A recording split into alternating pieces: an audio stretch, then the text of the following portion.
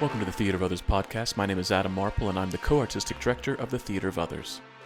With the COVID-19 pandemic forcing a shutdown and reevaluation of space and gathering, we at the Theater of Others are thinking about what stories we need and how best we can share them. We believe space is psychology, and it informs the way in which an audience interacts and reacts to what is presented to them. We create uniquely theatrical events in bespoke sensory performance spaces crafted to encourage curiosity and grant the audience permission to commune with the play. Now that that space has moved online, how can we encourage interaction and action amongst an audience virtually? The Theater of Others produces plays that both welcome and challenge the audience. We are committed to international collaboration and are a laboratory that helps artists grow through intensive study of their craft. The Theater of Others creates a shared community of artists and audiences for the purpose of exploring the most profound issues of our lives and times. We believe the play watches the audience. The audience is necessary, and they are witness to what happens. And you get to be witness to us making that happen. The purpose of this podcast is to open up our process and let you in. We're peeling back the curtain, so to speak, and encouraging you to follow along, to ponder, prod, and question, to join us and criticize us if need be. Being a witness is no passive task, and it requires much from you. Are you up for the journey? On the podcast today from Melbourne, Australia, are co-artistic directors Budi Miller and myself in Cairo, Egypt. This podcast contains explicit language.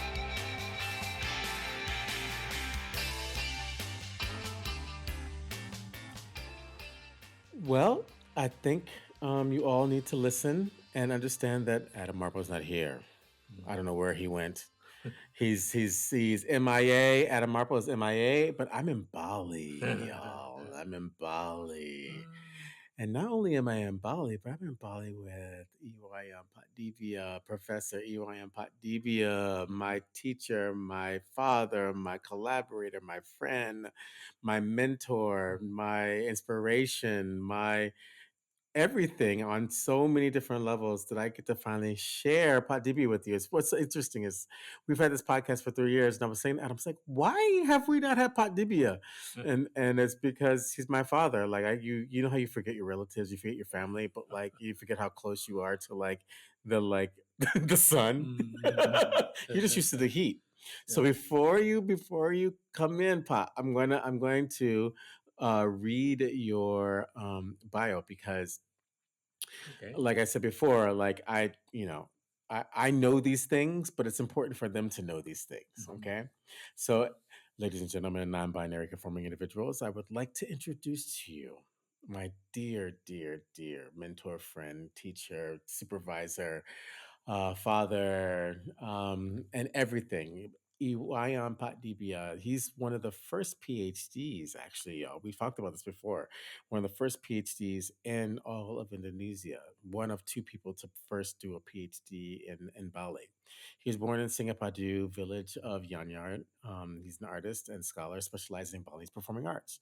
He trained in family trained in a family of artists. He has studied various forms of classical Balinese dances from different masters on the island. From 1970, Dibia started to experiment with elements of traditional Balinese performing arts to create new works for a contemporary audience. His formal education and training includes the Conservatory of Balinese Performing Arts, KOKAR, Indonesia Dance Academy, ASTI, Denpasar. He joined the faculty of dance at the Indonesia Dance Academy in Denpasar in 1974. 1974, by the way, well, I was 1 year old, just to let you know. Received a grant from the Asian Cultural Council in New York, 1982, to do his MA in dance, and from the Fulbright Haze of 1987 to pursue his PhD in Southeast Asian Performing Arts, both at the University of California, Los Angeles. Okay.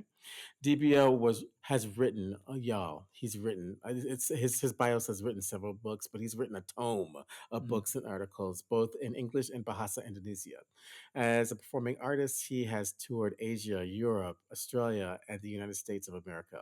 From 1997 to 2002, he served as the director of ESTI Denpasar while teaching at EC or now EC Denpasar. Dr. Dibia has recently opened a house for performing arts. It's not really recent anymore. It's No, like it's been yeah, around for over a decade yeah, now. yeah, So Gayox is where when we'll talk about Gayox yeah, because it's a really important yes, intersection for yeah, everything that we do, yeah, and it's literally your home. yes, It's in your home village. From fall 2005 through spring 2007, he was a visiting fellow of Balinese Performing Arts at the College of Holy Cross, Massachusetts. He's also taught at the VCA mm, for 3 years. He's yes, also an honorary yeah, fellow at the yeah, VCA at the yeah, University of Melbourne to teach Balinese music and dance. In 2011, he was invited as a consultant to the exhibition entitled Bali Dances for the Gods at the Horniman Horniman Museum, Museum in London, London, in UK. from London, And this is just scratching the surface of this master who is sitting next to me, who has blessed me on so many different levels. And now I finally get to officially yeah. share him with all of our listeners all around the world. Yeah. Ladies and gentlemen, and non-binary conforming individuals, please put your hands together for EYM Pak Dibia. Pak Yeah. Dibia. Thank you. Thank you. Yay! Thank you. Pak, Hello. how are Yeah, you? I'm fine. I'm just fine, even though a little bit wet here in Bali now. Yeah, But it's warm and wet. yeah, yeah. But it's a good thing that finally we able to join this podcast that we've been talking for a while. Oh, I honestly, Pa, I don't understand why you haven't been on. Like, it actually, I'm a bad boy for not having one of the most major influences in my life. So I'm just really happy that you're here. yeah, It's like sitting next to. So okay, yeah, I'm gonna share when I first met you yeah, because I had begun my PhD yeah, and I was and I was I was exploring like what I was really curious about taksu. What is yeah, this taksu? yeah. And I had been introduced to it by Per Bra and the other Mm, Balinese teachers mm, that I'd been working with, mm, but it was still an amorphous to me. I mm, didn't quite understand what it mm, was, but I mm, knew that it was something tangible uh-huh. because I Yeah, had witnessed it in myself and in my yeah, interactions with the Balinese. yeah. And I was at Gajah bookstore Yeah. Mm. in Ubud, Yeah. yeah. Yeah. And I was with Akshay, Mm-hmm.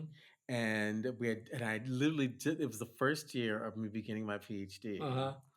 and Akshay was just like perusing, looking Uh, around, and he found your book, uh. Taksu, and Akshay goes, "Oh, look, there's a book on Taksu," and I was like, "Really?" So then I grabbed the book, and of course I read it like from page to page, Mm, feverishly going, mm, "Who is this man? Who mm. is this man? I need to meet this man." So then I went to Ibu Wayan at Purnati, Nati, yeah. Yaya Sambali Purnati, the Yeah. Center of the Arts, where I was doing my work and where all of my research development Mm, began. mm. And I was like, and Ibu Wayan knows everyone, so I was Yeah. like, Ibu, Yeah. Yeah. do you know Pak She's Dibia? She said, oh yeah, I know Pak Dibia. I said, please, can you call him and make arrange a meeting so I can meet him because I need to meet him. And she's like, oh yeah, no problem. And this is Bali. It's like, of course, you just make a phone call here, right? Me, I'm going, you know Martha Graham? You know Elvis Presley? You're making a phone call? Okay. So then she called you and you're like, oh yeah, come. And I walk into your compound yeah. and you're sitting at on your stoop right in front of your Yeah. room as the elder of your household, and you're dressed in all white, and you're sitting down, and there's this golden light around you, Mm, and it's your aura, because you're in the zone, mm. you're in East Sadi, right? And so I'm like, Mm. please, can I train with you? Please, will you teach me some things about Taksu? Yeah. And then you were like, yeah, of course. I've got a room upstairs. You can stay up there. You can train with me, dance with me, and this is Yeah. that communal Yeah. humility of your people that has made me has unseamed Yeah. me, Pat Dibia, Yeah. and to get to know you on so many different levels throughout these years, Mm-hmm. and to be inspired by your scholarship and art Yeah. is it's invaluable. So Yeah. what my question is, what did you think when you saw me? Well, when I walked up to you, what did Well, you see? I tell you all the time what I saw. yeah. What did you see? Yeah, but at the time, I was kind of surprised that a visitors look foreign to me, but asking about Taksu. And it was really striking for me, this question coming from a Western people, that Taksu interests them. And for me, that's the time for me to explain what Taksu was. And up to now, I'm still digging more material to be able to explain more about Taksu. But one most important thing for me to explain that Taksu is really a Balinese concept, but the application of Taksu is in every culture. So that is why I feel, even though you asking Taksu as if you don't have Taksu, Mm. but I can see that you have it, only you don't call it as Taksu. So that's really making me very eager to explain to you, to make you aware that in everyone we can get Taksu. So okay. So what is the definition of Tatsupa Okay. from all of your life research and Well, practice and in publications my and in my research finding that we have the meaning of Taksu in two different level: abstract and concrete. The concrete concept is a shrine. A shrine we call in every Balinese compound. We have a family shrine. One of the family shrine is called Sangah Taksu, which is the shrine for requesting taksu of the owner of the house. Very much depend on their profession. If they're a school teacher, they pray there to ask for taksu so then they can be a good teacher. mm, If they are a healer, for example, they will come to this taksu shrine to pray and ask for blessing for a good kind of spirit, so then he will be able to heal mm, the patient. mm. So that's the concrete. So it's a gateway. It's Yes, a like a ticket agent. Like yes, you go and pay your fare yeah, and say, please yeah, send me here. yeah, yeah, yeah, yeah.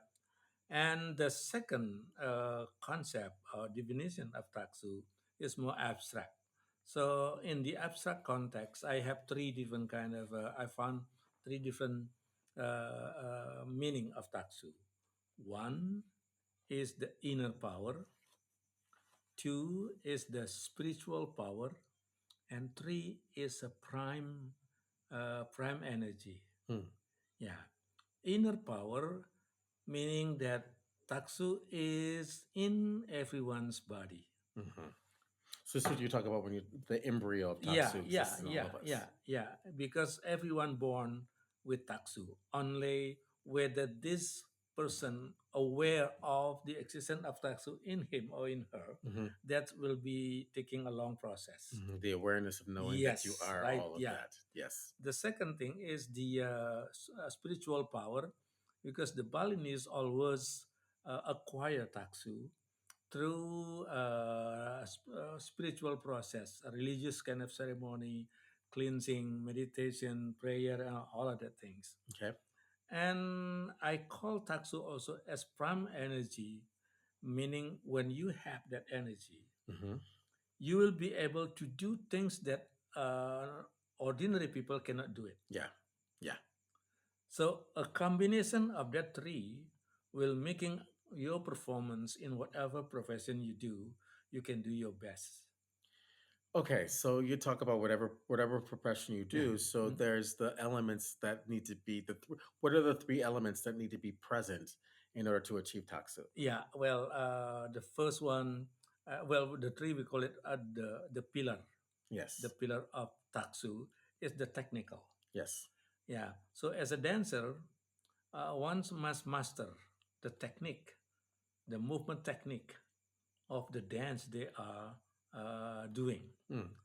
I myself, as Balinese dancer, I first must train myself with different kind of technique, not aiming for taksu yet, Mhm. but to to learn my technique properly. So with that, I will have one step close to the taksu. Mhm. And then after the technique, you learn the norm. All of the Okay, so speak the norm because yeah, that this is a I look at norm as mm, dramaturgy, yeah. the knowledge. In our tradition also, it include knowledge as well. So when you learn a dance, you have to learn the knowledge of the dance. For example, if you learn topeng, yeah, you have to learn what is topeng is about and how to deal with topeng and what the kind of studies and all of that you need to learn that. Yeah, topeng meaning mask. Mass, yeah, mass dance drama here in Bali. The third one is the spiritual aspect. Okay, so here we go. Yeah. Because spiritual is a very hot topic for Yes. everyone around the Yeah. world, especially for us artists. Yeah. Well, for us, the easiest way or the simplest way to deal with spiritual is going for the prayer. Okay. Okay. Yeah, the prayer can be to God, can be ancestor, or can be the deities Mm-hmm. that relating to the dance that you are doing. For example, if you Mm. do with the sacred mass, Mm. you pray to the mass to invoke the spirit of the mass to dance with you. Mm. So then, when you dance with that, your performance will become charming, yeah, and then that's we believed in performance with taksu. I love that. I love that. You pray. Essentially, you pray to the character. Yes. You're saying to Uncle Vanya, please come and speak through me, Mm-hmm. which is ultimately speaking to the muse of the creation of the Yeah, work. yeah, yeah, right, because that was the purpose of praying, so you recalling your memory on that character. Mm. Yeah, especially when you deal with mass, you pray in front of the mass, so that's to refresh your memory. What is the mass that you're going to dance with look like in your imagination? Mm-hmm. Because without that, you will just look at the mass as the cover of your face, Mm-hmm. and that is not the concept of doing mass in Bali. Okay. So, what is the concept of doing mass in Bali, Pak Okay, Dibia? that's a great question that I love to explain that again and again, because there are many mistakes taken. I can observe from beginners of learning Balinese mass Mm-hmm. that they just put the mask to cover their face. Uh-huh. So what happened in that concept is that you dance with a mask, but your body is not really supporting the character of the mask. Mm-hmm. And one of the most important concept in Balinese topeng is that to put the mask alive on stage. Okay. So when you dance with mass, you have to give up your personality Mm-hmm. and enter to the personality of the character. Mm-hmm. So if you are doing an old man, Mm-hmm. you're still young, you Mm-hmm. have to really make yourself an old man, Mm-hmm. because that's the kind of quality that required by your mass. Mm-hmm. Otherwise, there will be a big conflict between the mass on your face and the movement of your body. Okay. So that will not creating a performance with taksu. Okay, so let's talk about personality then. Yeah. So, what is personality, Pak Dibia? If you have to give up personality, what do you mean by give up your personality? For example, I am Wayan Divya. Yeah. When I dance an old character, Topeng Tua, so I have to ask this mass based on my interpretation. What is this mass? Is he a farmer's, a fisherman's, or a palace advisor? Mm-hmm. So as soon as I find that, I have to make myself to be the body of of palace advisor, not Mm-hmm. as Dibia anymore. Mm-hmm. So that's what I mean by personality. So is Dibia a mask? Uh, can be a mess if I have a mess that suit my character. Okay. Because for the old man, I have to give up who am I now to enter the character of the Topeng Tua, the old man. Okay. So we're talking about persona, right? Uh, The persona being the mask. We're going from a yeah. Greek Mm-hmm. etymological understanding of Mm-hmm. mask Mm-hmm. and Yeah. persona, Yeah. personae. We had John Amy on Yeah. here, and he was Yeah. talking about that. Yeah. An old friend of yours. Uh-huh. Yeah. True. He also says hello, by the way. Um, so what does personae mean? Topeng mean from a Balinese intersection of that use of the matter of a mask? Well, every Topeng has a persona, even the same old man, type of old man, but the face itself making different kind of persona. Mm, As I mentioned before, this old man is a farmer, so you move based on the personality of this mass. But when you come to see a mass of an old man, like he was really from high status kind of old man, so you don't need to move jumping around, but just put the mass sitting there, and your body is required to support, and your breathing also required to make this mass breathing like when he alive, and a very special man like that one. mm. So that's what's the understanding about the personality or the persona of the old man. I love this, Patibia, because you were talking about a young actor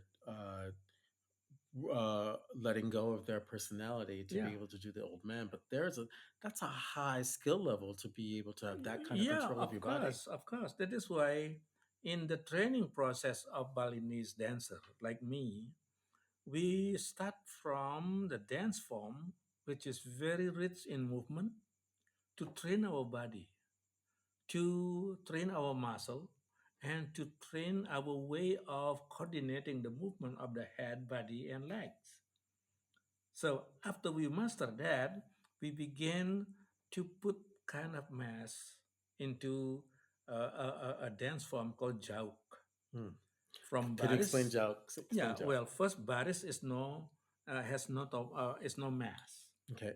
Yeah, So Baris is just a young boy yeah, young warrior actually. warrior. Yeah, Okay. so you allowed to move in a very energetic way, and that's good for young dancers Right. because like endurance, stamina is really perfect with this dance. Mm. Yeah, because it's all required in that way. But then when you learn jout dance, which is a little bit more higher in terms of expression, Mm. because you're now dealing no longer with your own face, but with a new face. Mm. But the movement for body still be used for that. Okay. So Baris is a base movement pattern. Yes, yes. And when you come to joke, which is more demonic kind of character, So what do you mean by demonic? Because I think demonic is another word that well, Westerners hear demonic. yeah, So we have to talk about darkness and light and the binaries of those yeah. two Demonic worlds. in Balinese concept is not necessarily darkness. Evil. Yeah, evil. Yeah. Yeah, it's like not monster, like uh, The contraction of being a human being, like being tight and held. yeah, Yeah. yeah. Well, this joke is really a demon. Okay, but demon. Okay, let's we need to unpack demon because I Mm-hmm. think demon from a Christian perspective is Mm-hmm. different from demon from a Hindu Yeah, animist yeah. perspective. Well, So it's how do you unpack that, this Dibia? is Hindu demon. Okay. Yeah, Hindu demon. Like when we talk about Ramayana, we can find a lot of them. They look like demon, but the character is human. Okay. Yeah, like that. So job also like that. So Okay. we have two kind of job. One is the sweet job, refined job. We call job manis, Okay. and the other is the coarse job, strong job. So for young dancers like me, when I was trained in Jauk, I started first with the chorus character. Right. That will suit very nicely my body's movement. Only the expression of the mask is like demon looking kind of character with bold eye, And long long fingernails. finger, jolting kind of teeth like that. So the strong movement, aggressive movement is really best for this job. Only changing your from here the baris, and then you turn it into here and then put long nail glove. Yeah. So that will bring you to job. All right, so let's talk about these images and the psyche Mhm. of the Balinese gays. So you've got children and Mhm. families and women and men and everyone in the community Mhm. taking on these images. Mhm. What do these images, from your point of view as a Balinese person and as a scholar, Mhm. what do these images do to a human to be able to take in the demon images, the hero images, the warrior, the royalty. What is happening? Well, this job character, he looks like demon, but the character is not at all making them scary. Hmm. So kind of friendly demon. So the message is that although I look like demon, but don't treat me as a scary kind of creatures. So that's making the audience never scared of looking at Zhao. Looking at your darkness. Yes. Look at it. Yeah. Take it on. Yeah. Lean into it. Yeah. Don't be afraid of it. Yeah. Don't push it away and say, "Not me. Yeah. I'm not the one." Yeah. Right. Yeah. Yeah. So this Zhao is somehow like showing his personality like that. So he's not a, a demon that might eat people. Yeah. Yeah. Yeah. But a friendly, just a different look of creatures.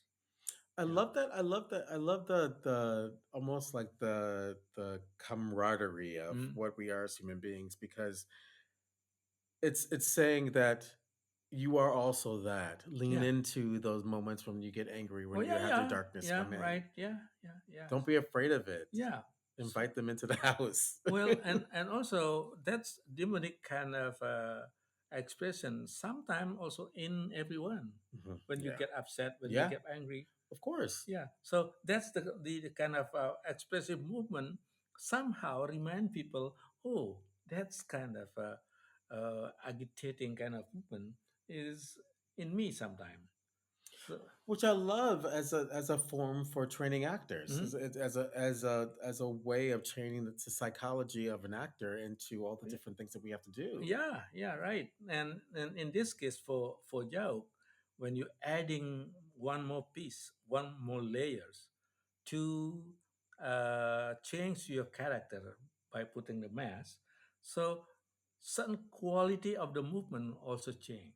Hmm. So for joke, strong joke, the strong movement still used there, and then later on when I learn the sweet joke, I have to reduce certain kind of aggressive movement, make it more like flowing, more sweet kind of character because the mask for Jao Manis is smiling, Hmm. yeah, smiling, even though the eyes still are open like that, but it's not expressing like anger there, but more friendly.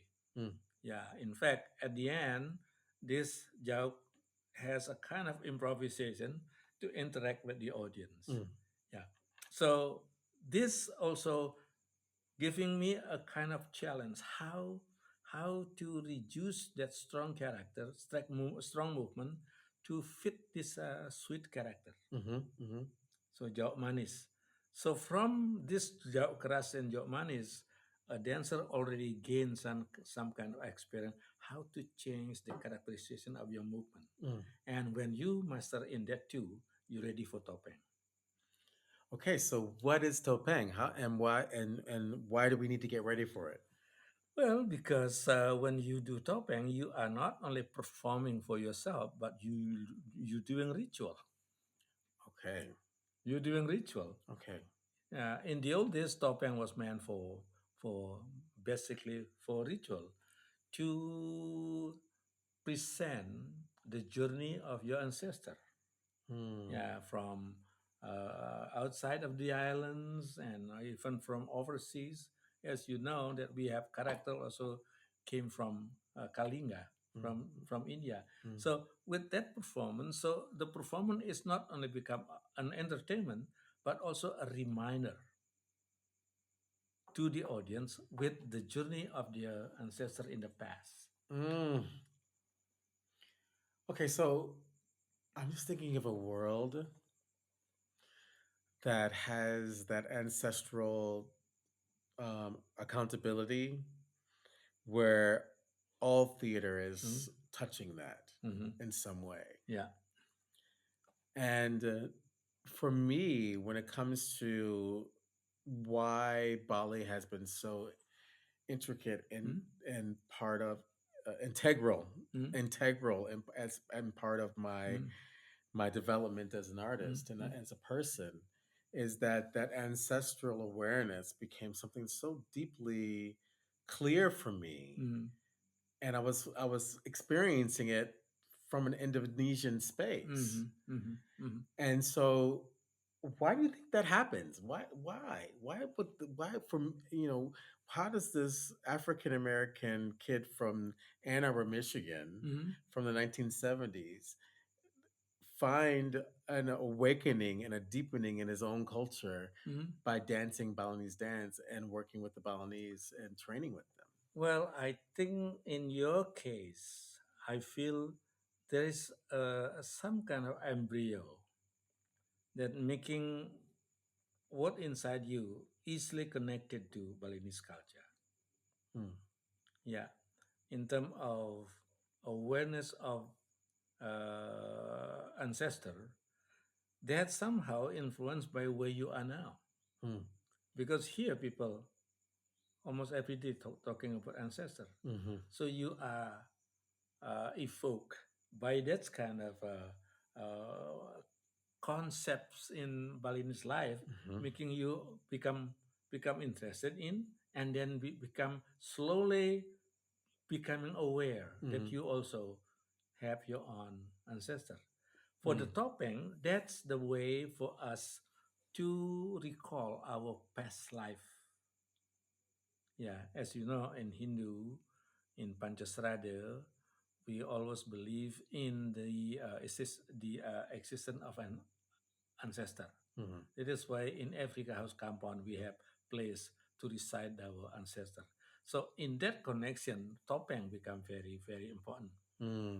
When we talk about our ancestors from 15th century, so we have a set of mass to portray that, even though we don't know exactly whether the king at that time already that way, but if we call the names, so the abstract mass like topeng dalam will become the king that you mentioned in the play. Hmm.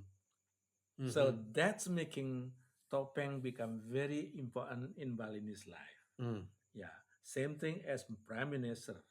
Yeah, you mentioned, for example, Pasung Grigis Hmm. from Bedawulu.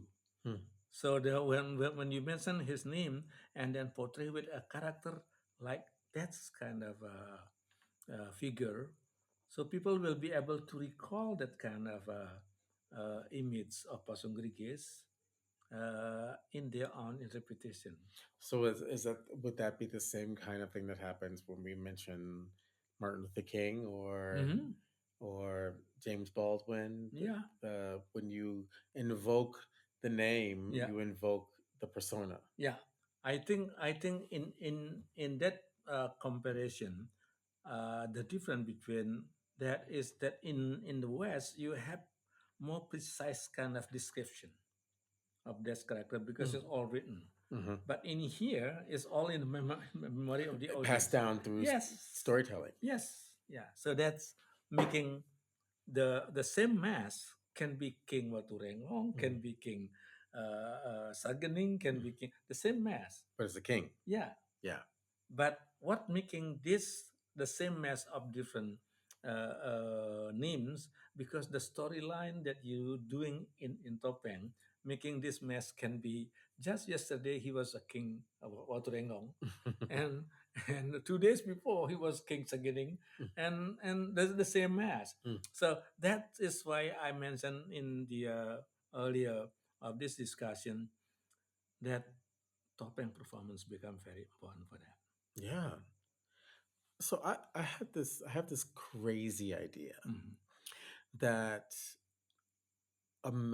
because in Topeng performance there's a ritual in the Mhm. Balinese culture Mhm. and interaction with Mhm. all the really important Uh-huh. cycles that happen in the Yeah. Balinese Yeah. life. Yeah. If like the Greeks that the UN Mm. or the what is it, G2, G3, Mm. G9 Mm. summit happens, and uh, there's a Topeng performance. Mm. There's actual theater performance before anyone makes any decisions. Is that the way that conceptually it works for the Balinese and having a Topeng dance with all the different cycles within the culture? Yeah. Well, now I must say that in Topeng, you see the meeting point of the depiction of the old and the new. Okay. Okay. Yeah. The story of the old may be based on the past. So that's the Kawi section. Yes. Okay. And the present can be something that just happened a few months ago. That's the Balinese section. Yeah. So that's really making the top end performance a presentation of the past and the old, like Mm, what mentioned by many scholars. mm, And that's the flexibility of top end. And for me, when Topeng allowing us to combine the elements of the old and the new, mm. so that means that the story from the old feel like now. I love that. Yeah, because when you just not touching the old story or connecting the old story with what happening now, Mm-hmm, so this already an old kind of fashion. mm-hmm, So why bother with that? mm-hmm, Yeah. But when these two merge mm, into one performance, mm, so everyone in the audience will be reminded by, okay, this is the old days, but nowadays this is what happened. mm. So Topeng really recalling this So kind of Topeng is always contemporary. So yeah, it's never like oh yeah, on yeah, the shelf of like yeah, traditional Balinese yeah, performance, a Topeng dance, yeah. but it's like it's always Contemporary, contemporary. contemporary in a way of the story, part of the story that you included, not contemporary in a free kind of performance, in a free of expression. Because in Topeng, you have to perform a set of vocabulary for certain character. Physical vocabulary. Yes, yeah, for Topeng Keras or the old man. So there are certain kind of vocabularies that one should keep doing because that vocabularies will build a kind of accumulation of identity. If you do this, Mm, this will be for the old man. mm, If you do this kind of movement, that will be strong character. mm, If you do this, this will be for the king. mm. So that's what I mean by a set of vocabulary must be there. So it builds a cultural, it actually builds a cultural vocabulary. Yeah, for So cultural vocabulary and cultural identity. yeah, okay, yeah, that makes sense. Yeah. Which makes it Balinese dance. Yes.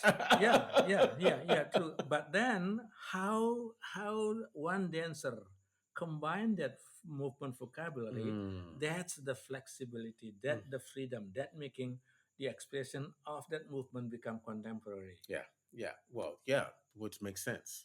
Well, it's what ballet did. It's what jazz does. Yeah. It's what all the different dance Yep. forms do. Yep. Yep. So okay, so for an actor, I, we work with actors, you and I, and Mm. we collaborate Right. Huh? together Yep. in tandem with intersectioning what Mm. your knowledge is, Mm. what my impulses and knowledge are, Mm. Mm. and then we have most of the time we have a Western student or an Asian student Uh, that's been Westernly trained, uh-huh. right? Uh-huh. So how can Balinese dance, Balinese Kecak, Balinese gamelan Mhm. uh,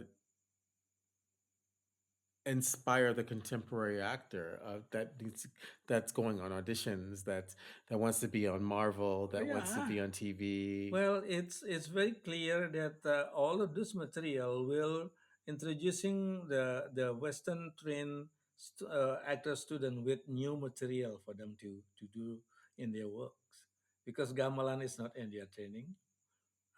Balinese movement is not in their training, but when they come here, we introduce that. So they collect certain kind of movement vocabulary, and they collect different kind of musical form, even in singing. And the way you train them with improvisation with mass, that also a way for making them develop their imagination Hmm. on the character they want to portray based on mass they are receiving from you. Hmm. So that's one way to help them to portray the character based on their imagination and interpretation, and that will be supported by the gamelan they learn, because in Balinese music, in Balinese dance, music is very important, Hmm. and that even more when we do Kecak, for example, they will have a concept of interlocking. Yeah. So okay. So let's start with gamelan, and then Uh-huh. we'll move down the line. Yeah. So, give me the rules, concepts, and the listening and playing Mm. that reside in gamelan, and then I'll Okay. I'll vamp off of that like we do when we're working in ballet together. Yeah. So, what is gamelan? What are the rules, and how does one Okay. listen? How does one play? Well, the word gamelan is really a word that has different meaning. Gamelan as musical accompaniment, gamelan as an ensemble. Okay. Yeah, Okay. that's the two that most important thing for us to know and Well, to gamelan is ensemble. That's an easy translation right. for us. Yeah. Yeah, yeah, but there are different kind of gamelan. Yeah, and so what? Okay, so what is music accompaniment and musical ensemble? What are the differences between the two? Okay, the ensemble will lead you into how to divide the job to make orchestrations, Okay, then who's doing what. okay, Yeah, and then musical accompaniments is the matter of choosing different melody to accompany different kind of dance. okay, Yeah, okay. so Oh, let's okay, go for the ensemble. In Balinese gamelan, from the simple ensemble like involving 12 musicians, okay. up to the large gamelan ensemble involving more than 35 people. 35. Yes. Well, that's a full orchestra. Yep. Yeah. You always have the beat keeper, the melodic leader, and the punctuations, and then the dynamic control. Okay, So the beat keeper is called kajar. okay. Yeah, So, it's doing boom, very boom, simple, boom, yes, very boom, boom, steady. boom. Boom, tuk, tuk, tuk, tuk, tuk, tuk, tuk, tuk. And the melodic keeper, which is the skeleton of melody, there are different instruments like jublak and jagok like that. Tuk, tuk, tuk, tuk, ting, ting, dung, dung, dong, dong, ding, dong, ding, dong, dong, dong, dong, dong, ding, dong, ding. So this is this skeleton melody, and then you have colotomic instruments, which is gong and kempur. So when you put the kajar and the skeleton melody, and then adding the gong, Tuk, and tuk, tung tuk, tung tuk, tung tuk, tong tuk, tong tuk, ting tuk, tung tuk, gong tuk, tung tuk, tung tuk, tung tuk, tong tuk, tong tuk, ting tuk, tuk, gong tuk, now tuk, adding the tuk, kempur tuk, tuk, ampur tuk, ngampur tuk, king tuk, nang tuk, tuk, tuk, tuk, ampur tuk, tuk, ngampur tuk, gong tuk, nang tuk, tuk, tuk, tuk, ampur tuk, tuk, ngampur tuk, gong like tuk. that. So Yeah. for actors, Uh-huh. gamelan Uh-huh. is the best way to train Mm-hmm. how to hold onto your objective, Yeah. how to be selfish with your objective, Yeah. how Yeah. to stay with the character's Yeah. objective. Mm-hmm. And there is a negotiation Mm-hmm. within your objective, Mm-hmm. within your rhythm Mm-hmm. pattern.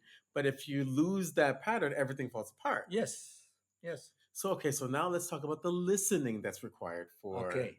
for the gamelan. Yeah. So the listening required for that is the beatkeeper Mhm. because that's the pulse. Yes. When you want to talk, Yeah. you have to follow this ping ping Dun, ding dun, ding dun, ding dun, ding dun, ding dun, ding. dun, dun, dun, Oke dun, dun, nunggu dun, kamu di dun, dun, dun, dun, dun, dun, dun, dun, dun, dun, Rongon dun, dengan dun, dengan dun, dun, di dun. like that. Yeah.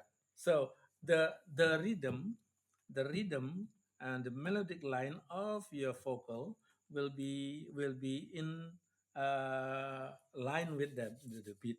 Okay. Yeah, and then you listen to the gong because the gong, the sound of gong, Yeah. giving you a sense of breathing. Yeah. Okay. So then okay. So now we need to talk about on the eight and on the one. Uh-huh. Okay. Yeah. Okay. So talk about the on the eight and on the one, and I'll talk about how that connects to actors training. Yeah. Okay. I think the way of counting the music here is really based on how the orchestrations is understood here in Bali, Okay. which is the final sound, the end of the melodic is always accumulation of different instruments. Right. There's a gong there, there's a melody of different instruments. As a result, we feel like the strongest accent should be at the end. Right. Because of Americans, we're like One, one, two, two, three, three, four, four, five, five, six, six, seven. seven, eight. Gong, One, two, three, four, four, five, five, six, six, seven, seven, eight. eight. Gong, One, two. two, yeah. Right. And then But in Bali, it's eight, eight. one, One, two, two, three, three, four, four, five, five, six, six, seven, seven, eight. eight. Yeah, One, two. yeah, So our Western ears, especially like yeah, dancers and musicians that come and yeah, train, they're like, yeah, ah!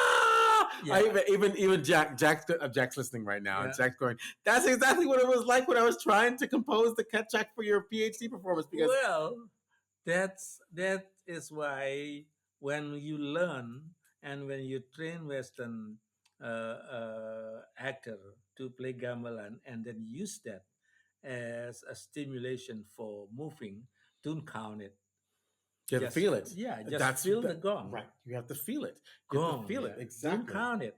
And so it's a combination of feeling it and also the forward momentum Yeah, of the eight. yeah, The eight makes you move forward, so you yeah, don't stop on the eight. yeah, You actually continue on the eight. yeah, So there's a circular kind of like momentum, yeah, but you have to feel it because as yeah, soon as you start thinking yeah, it yeah, yeah, yeah, with the gamelan, yeah. everything falls apart. And all our students listening right now, Pak Right. Dibia, they Yeah. know exactly what we're talking about because they was like, gamelan's amazing, but as soon as you start thinking about it, it Well, falls apart. yeah, And don't. Yeah, that is why don't count. yeah. Don't count because that will confuse you when you play. But when you feel, you will be able to connect the basic melody with your part that you're Yeah. doing it. Yeah. Whether you're going to elaborate the Yeah. basic melody, Yeah. or whether you're going to do syncopation Yeah. or interlocking like in Kecak. Yeah.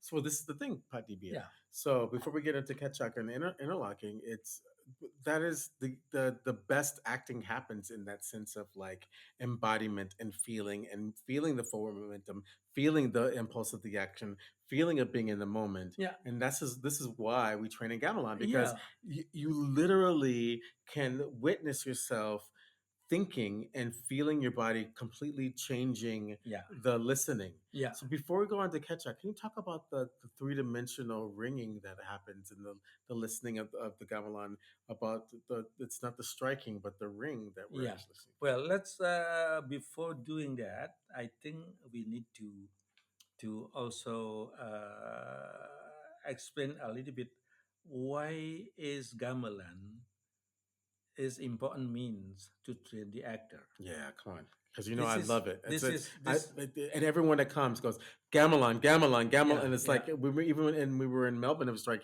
trying to get the gamelan yeah. to like actually, because all the students were like, we need one gamelan, we Mm. want gamelan. Yeah. So let's talk about that. Because when you play gamelan and you relate the structure of the gamelan to your movement, so that will make a good coordination between your step between your turning your face and between turning your body. For example, 1 2 3 4 5 6 7 8, 1 2 3 4 5 6 7 8 1. So all of that become very musical because you Yeah. connect Yeah. with that. Yeah. So the coordination itself really reminded a lot by the structure of the gamelan. And I love how the accents on the eight because eight continue going forward. Yeah, yeah. 1 2 3 4 5 6 7 8. Yeah, Right? It's yeah, like yeah, you're not done. Got to yeah, keep going now. Keep yeah, moving forward.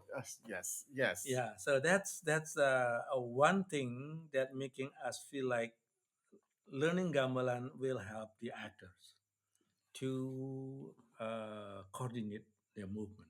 Okay, so now let's talk about the ringing because this was because when Christopher Bays comes in Mm, mm, December, mm, when mm, we were doing a workshop with mm, Christopher Bays mm, in December, and Micah Espinoza Fitzmaurice Institute doing a collaboration with mm, Pandemonium yeah. Studios. Mm, Um, he does a choral ensemble mm, vocal yeah, exercise yeah, that reminds me so much of gamelan with the listening that mm, has to happen of yeah, like the ringing and yeah. the Well, in terms of ringing in Balinese gamelan, I must say that only in Balinese gamelan we have this kind of ringing quality that this is the desired, not by accident. yeah It's yeah desired. yeah We call it ngumbangisap. mongbang isip. Ngumbangisap. Ngumbang is the tune slightly lower, ngisap that's slightly higher. So So the they do same this, they tune, vibrate together. yes, the same tune, but different pitch slightly. Mm, So when you strike together, it's become a simmering sound. yeah Ting, ting. When you strike together, ting, ting, ting, ting, ting, ting, ting. yeah, so that So they're actually having yeah, they're actually having a dialogue. yeah. But dialogue produced together, Yeah not only by one. yeah Yeah. So with that in mind, when you place the gamelan instruments, you have to find a good partner of this in order to produce this kind of simmering sound. yeah So you cannot just look at, oh, this is the same, I put it here. yeah You have to check. yeah. With the Yeah. two they're well, I guess a better a common Yeah. understanding of the term for us Yeah. English speaking people is Yeah. a dissonance. There's Yeah. a Yeah. dissonance vibration. Yes. Yes. So Yes. that Yes. and it goes against the harmonic scale of a Mm-hmm. Western ear. Mm-hmm. So Mm-hmm. there's a dissonance that's Yeah. constantly happening. Right. Yeah. And when you then uh, relate to the concept of interlocking, Mm, so naturally the gamelan already have this kind of simmering sound. It's hmm already hmm connected, interlock in that, Yeah. and then technically you create another layer of interlocking. So it becomes a third sound. Yeah. Right. Yeah. So, and what I love about it is it feels physical and three dimensional. Yeah. So it's like and from a Western ear, it's like when I hit the piano, it's the note that it Mm, hits that it makes when you mm, hit mm, the key, when it plucks the string, when it when it moves across the string, or mm, when the breath hits the mm, valve. mm, That's what we're listening for. mm, That mm. sound of the strike, but it's actually the resonance after the strike Yeah. interlocking Yeah. in the sphere Mm-hmm. of listening Yeah. is what we're looking to interlock. Yeah, because when you do the interlocking, you have something in the air interlock in that way. So, It's amazing. so that's making hearing the gamelans become very exciting because you are not only hearing what they are playing, but something that already just That's ringing in yeah, you. That there's a yeah, remnants. There's something bigger than you. yeah, There's something more than just yeah, what you're hearing. yeah, and that is why I always mention in my class, especially dealing with the young dancers, when you dance, don't count the music. Mm.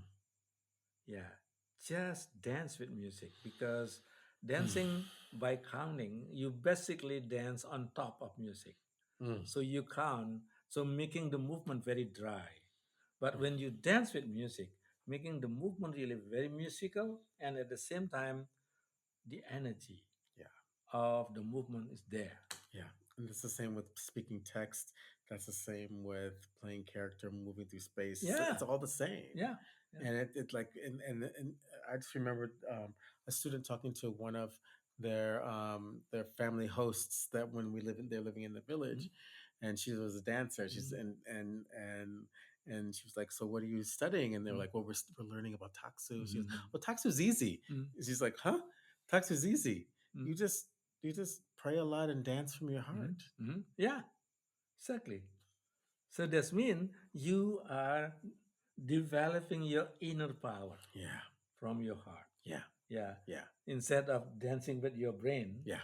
that's something different. Well, and we all feel the difference. Yeah. Yep. Okay, so now we're on the magic hour. You've written several books about it. Kecak, Yeah. please. What is Kecak and why is it so important to the Balinese? Well, not only to the Balinese. No, the world, actually. Yeah. It's really giving you one of the most unique art form in the world. I agree. One, because this is all vocal, but it's a very complex kind of a vocal form. In this Quechua, when you look at the history of Quechua, it is not just created in 1930s, Hmm. but Quechua already exists way, way before that as a musical accompaniment of the trance dance called Sangyang. Mm. But in that trance dance, Quechua was basically accompaniment. Okay, so can we talk about what Kecak is for our listeners who don't know what Kecak Okay, is? What is yeah. Kecak, Pak Dibia? Kecha is a voice gamelan, I should say. Yeah. Gamelan means accompaniment. So a a multi layers kind of rhythmic vocal form. Mm. Because when you do Kecha, you are assigned to do different kind of rhythm. Sometimes interlock with other people, and sometimes you're creating a very simple, repetitive kind of rhythm. Yeah. Yeah. So So so what's an example of the first rhythm? well, let's go first for the nickname of Kecha, Okay. What's the nickname of Kecak? monkey dance, Okay. which is the nickname that I don't like at I don't like all. that either. Yeah, because you restrict the form as if this form only for Ramayana. Yeah. Yeah. And in my experience That's of not where it comes 30 from. years Yeah. doing Kecha, Kecha can be performed for different kind of story, including Western play. Mm. Yeah. So we try in Melbourne with Ismene, right? We did it. We did it just before COVID hit. Yeah. It was the week before full Yeah. lockdown. Right. Yeah. We traveled our whole Ketchak troop around all over the Yeah. city. So that shows very clearly that Kecha is not about monkey. Yeah. Yeah, it's about vocal chanting and multi-layering kind of rhythm is the key to Mm. Kecak. Yeah. Even though you perform only with 11 people, Yeah. you can still have a good quality of Kecak Yeah. compared to performing with 100 people. Yeah. If those 100 people not really doing the right rhythm. Yeah. So speaking about rhythm, because Kecha is also called as gamelan suara, so voice gamelan. So there are structure imitating gamelan. Mm. So the sound of beatkeeper kajar Mm. is always there, Yeah. and the sound like boom, Boom, boom, boom, boom, boom, boom, boom, boom, boom, boom, boom. This is boom, the boom, beatkeeper. boom, boom, boom, Yeah, boom, boom, and boom, then boom, there's a boom, melodic boom, line boom, boom, boom, with boom, gong. boom, boom, boom, boom, Siryang, boom, boom, iryang, boom, boom, uryang, boom, eryang. boom, boom, boom, Siryang, boom, boom, iryang, boom, boom, uryang, boom, eryang. boom, boom, boom, Siryang, boom, iryang, boom, boom, uryang, boom, boom, eryang. boom, Sir, boom. like that, yeah. So the sir is the sound of gong, but it's vocalized. Mm. And when you play Kecha, these two you have to listen to. Yeah. Yeah. Now come to the two different sets of rhythm, simple one and interlock one. Mm. The simple one we have three. Mm. Yeah, we have three. One is the balance played by two people, Mm. upbeat and downbeat, Mm. and we have three.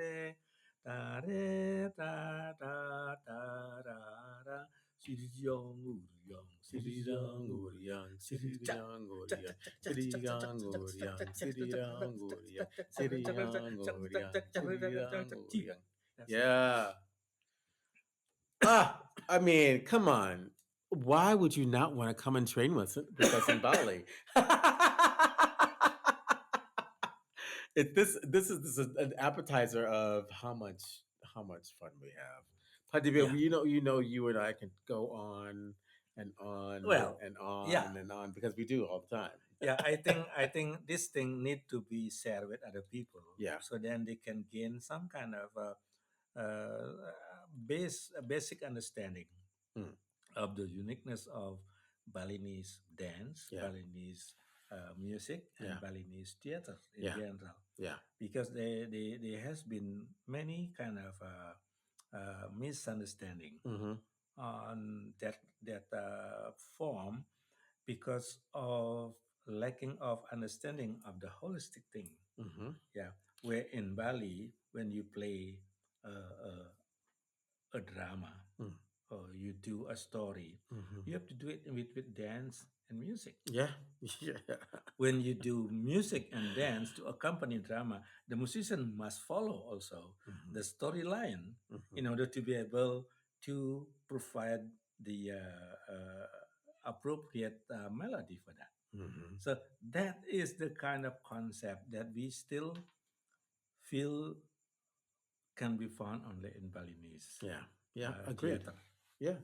And also that to have someone like you, Pat Dibia, who has had many moons of talking around it, teaching it, doing it, writing around it, traveling around the world as an intercultural artist, and creating new forms and choreographies like that are contemporary Balinese Yeah. canons now. It's an invaluable opportunity for us to hear from the source. Well, yes, I must say that's based on my little experience, because I know that so much remain to learn, Mhm. but what I am happy about that my little experience can give anybody from different part of the world of good understanding to grasp to understand the uniqueness of Balinese performing arts. Yeah, yeah. It is. It has changed my life, and it will change your life when you come and play with us and train with us and deepen your work. Yeah, So let's take a break and come back with some provocations. How's that sound, yeah, Patibia? okay. Okay, ladies and gentlemen, non-binary conforming individuals, please listen to the sounds of. You are listening to the sounds of JDB, Jack David Burmeister.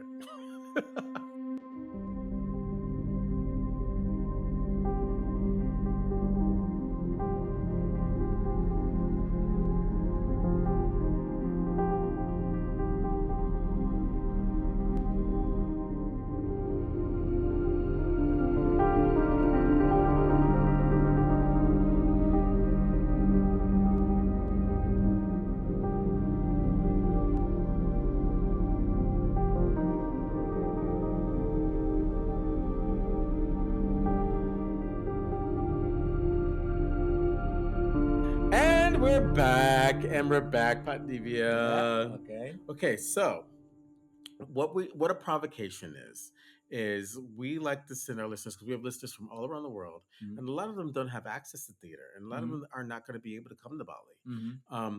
What provocation would you like them to do? Because they do it, and they come back to us and tell us how it went. Uh-huh.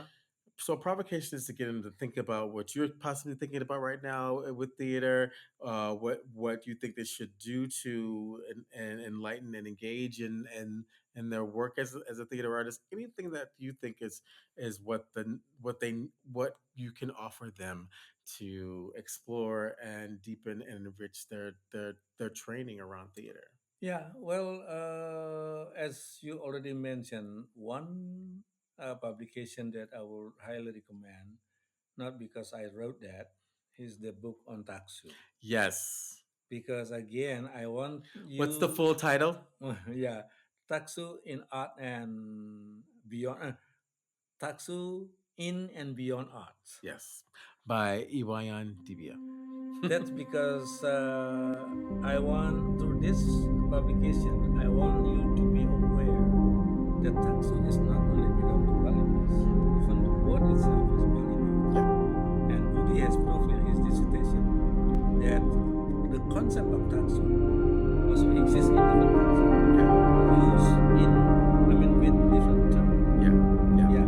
So that's mean what I introduced in my books was basically just to trigger your understanding on how Taksu exists in your own culture. Yeah. Yeah.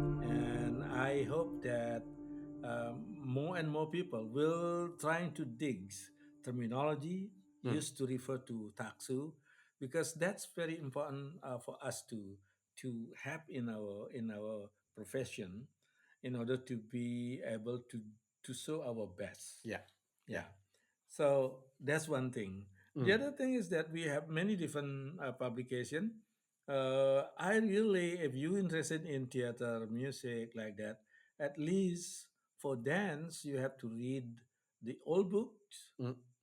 of Beryl de Soot and Walter Spies Yeah. because it's covered the performing arts in Bali from the 1930s. Yes. And from there, you can read Bandam's book, Yeah. Bandam. Yeah. yeah, Kaja and Claude, Yeah.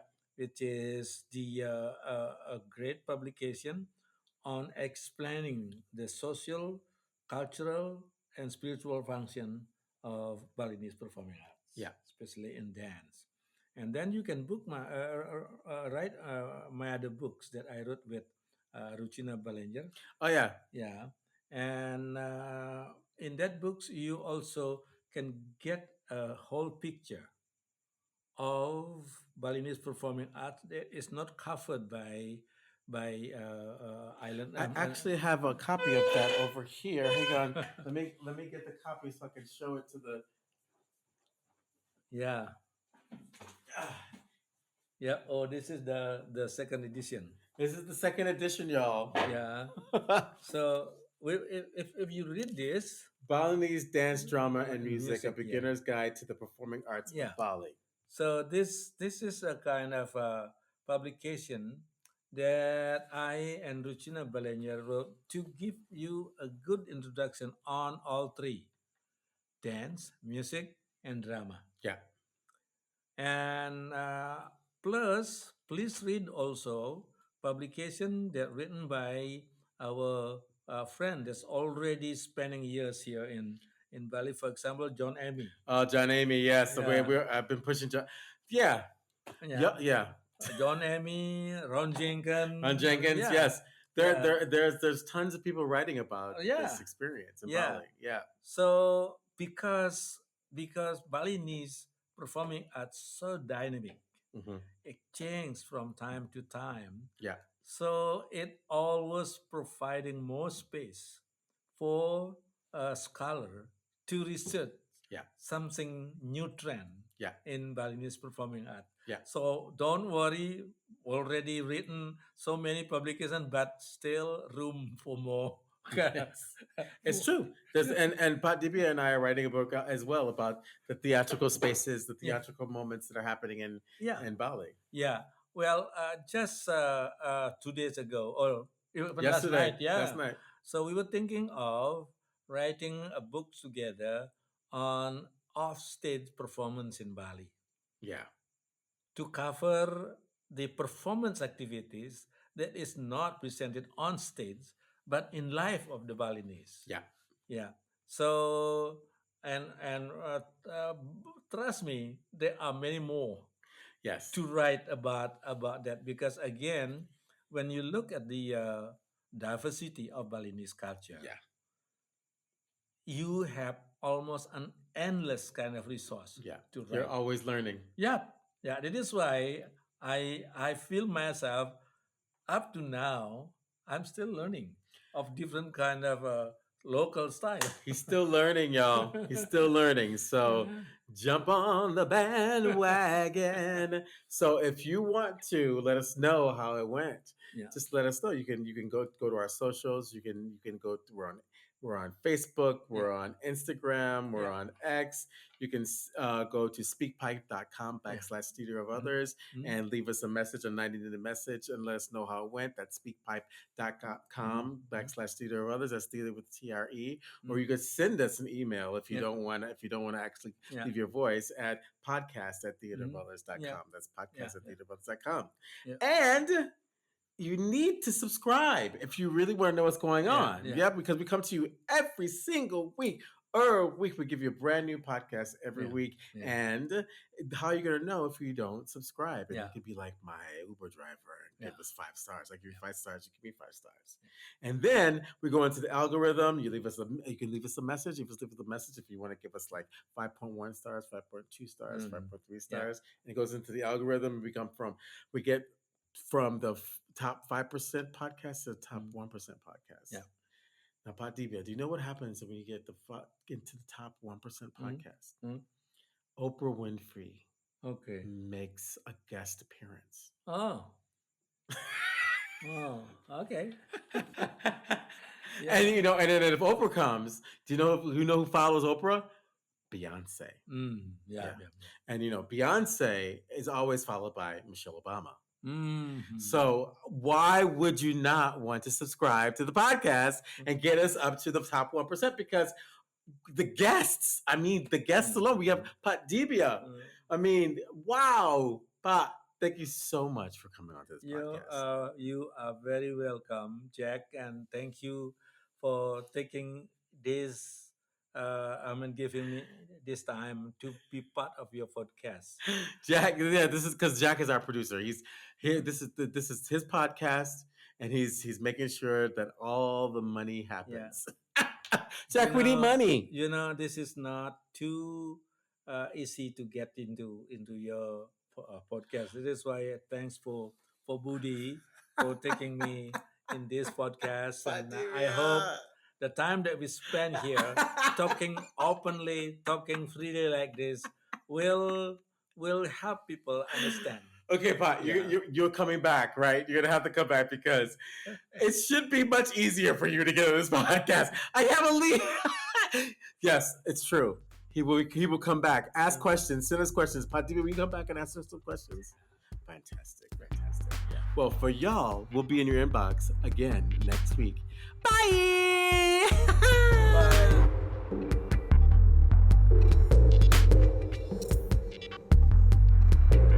Thanks for joining us this week on the Theater of Others podcast. Make sure to visit our website, theaterofothers.org, where you can subscribe to the show in iTunes, Stitcher, or via RSS, so you'll never miss a show. While you're at it, if you found value in this show, we'd appreciate a rating on iTunes. Or if you'd simply tell a friend about the show, that would help us out too. A special thank you to Purple Planet for the music you've heard. The Theater of Others creates a shared community of artists and audiences for the purposes of exploring the most profound issues of our lives and times. We believe the play watches the audience. The audience is necessary, and they are witness to what happens. And you get to be witness to us making that happen. The purpose of this podcast is to open up our process and let you in. We're peeling back the curtain, so to speak, and encouraging you to follow along, to ponder, prod, and question. To join us and criticize us if need be. Being a witness is no passive task and requires much from you. Are you up for the journey? Be sure to tune in next week for our next journey.